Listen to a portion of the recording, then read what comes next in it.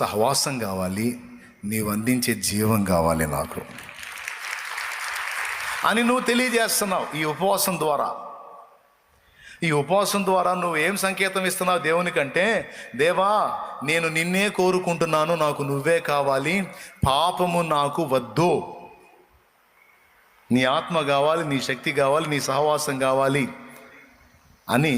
ఇదిగో 3 దినాలు తిండి కూడా పక్కన పెట్టి నీ కాళ్ళ దగ్గరికి ఎందుకు వస్తున్నాను అంటే, నిన్ను కోరుకొనే వస్తున్నాను ప్రభువా. నేను పాపాన్ని కోరుకుంటే ఇట్లా రాకపోదును.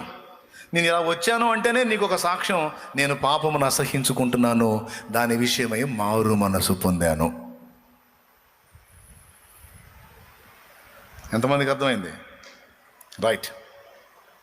ఈరోజు ఇక్కడ ఎవరైనా అలాంటి బలహీనలు ఉంటే, తమ్ముళ్ళు, అన్న నేను మానలేని బలహీనత కలిగి ఉన్నానంటే నేను చెప్తున్నా, తప్పకుండా నువ్వు జయిస్తావు, తప్పకుండా నువ్వు మానుకుంటావు, తప్పకుండా నువ్వు మానుకొని 10 మందికి మార్గదర్శి అవుతావు. నిన్ను చూసి 10 మంది తమ బతుకులు మార్చుకునేటట్టు నిన్ను నా దేవుడు తయారు చేస్తాడు. కొడో దేవునికి స్తోత్రం కలుగును గాక. హల్లెలూయా. చెప్పాలి గట్టి 2 చేతులు ఎత్తి. ఎన్ని జీవితాలు ఇలాగన మారిపోయినాయి, ఎన్నో బ్రతుకులు ఆశీర్వాదకరంగా మారిపోయినాయి. ఈరోజు ఈ మొదటి దినమందు ఉపవాసం స్టార్టింగ్లో నువ్వు దేవుని పాదాలు పట్టుకుని అడగాలి. మరణకరమైన పాపం చేయలేదు, కానీ మరణకరము కాని పాపములు ఎన్నో నా వలన జరిగినాయి. అయితే నేను వాటిని సమర్థించుకోవటల్లా.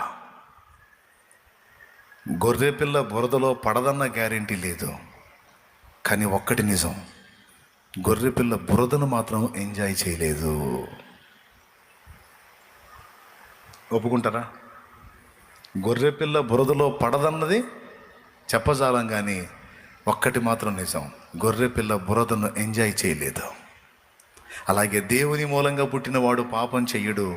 ఒకవేళ ఏదన్నా జరిగినా దానిలో ఆనందించడు, ఆవేదన పడతాడు. ఎందుకు తెలుసా? లోపలున్న బీజం దైవ బీజం, లోపలున్న అంశ దైవ అంశ, లోపలున్నటువంటి ప్రభావము దైవ ప్రభావం. అందుకే పాపం చేసినప్పుడు ప్రశాంతత ఉండదు మనకి. ఒక అబద్ధం ఆడినా సరే ప్రశాంతం ఉండదు, ఒక తేడా మాట మాట్లాడినా సరే, ఎవరైనా నోరు జారి అన్నా సరే ప్రశాంతత ఉండదు.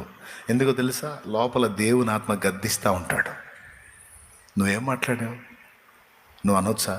వాక్యం ఏం చెప్తుంది? మీ నోట బూతులైనను, పోకిరి మాటలైనను, సరస్సూక్తులైనను రాకూడదని చెప్తుంది. నువ్వేం మాట్లాడావు?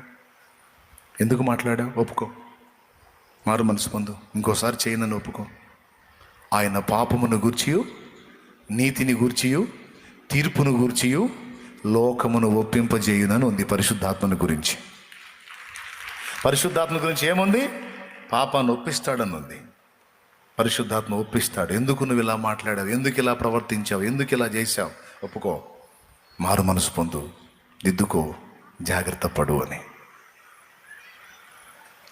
అదే పరిశుద్ధాత్మ ఈరోజు నిన్ను నన్ను ఉపవాసానికి తీసుకొని వచ్చాడు.